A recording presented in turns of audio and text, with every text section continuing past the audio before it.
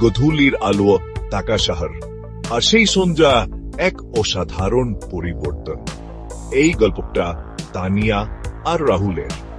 ছোটবেলা থেকেই তানিয়া আর রাহুল দুজন খুব ভালো বন্ধু। সুখ দুঃখ, হাসি কান্না সবকিছুতেই তারা একসাথে। রাহুলের হাসিটা ছিল বড্ড আজবাল, আর তানিয়ার চোখে একটা গভীর রহস্য লুকিয়ে থাকত, একা কখনোই বাইরে আসতো না। এক সন্ধ্যায় রাহুল তানিয়াকে বলল, চল না একটা সেলফি তুলি।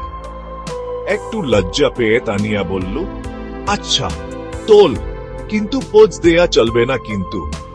রাহুল হেসে বলল, তুই এমন আছিস তেমনই তো অনেক সুন্দর লাগে। এক মুহূর্ত থেমে তানিয়া রাহুলের চোখের দিকে তাকালো, বুঝতে পারল তার মন বদলে আসছে।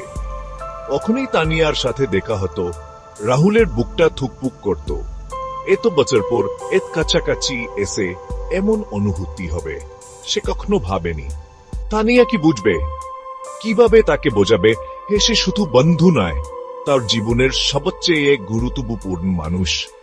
এক রাতে চাঁদের আলোয় হাঁটতে হাঁটতে তানিয়া হাঁকা করেই বলল, রাহুল, আমি জানতাম না বন্ধুদের মতকেও এমন অনুভূতি হতে পারে। কিভাবে বলবো বুঝতে পারছি না, কিন্তু আমার মনে হয় আমি তোমাকে ভালোবাসি।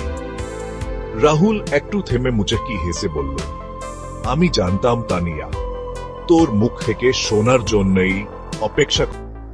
চাঁদের আলোয় তাদের হাসির সাথে মিশে গেল হালকা বাতাস। শুরু হলো এক নতুন অধ্যায়, ভালোবাসায় ভরা এক অসীম অধ্যায়।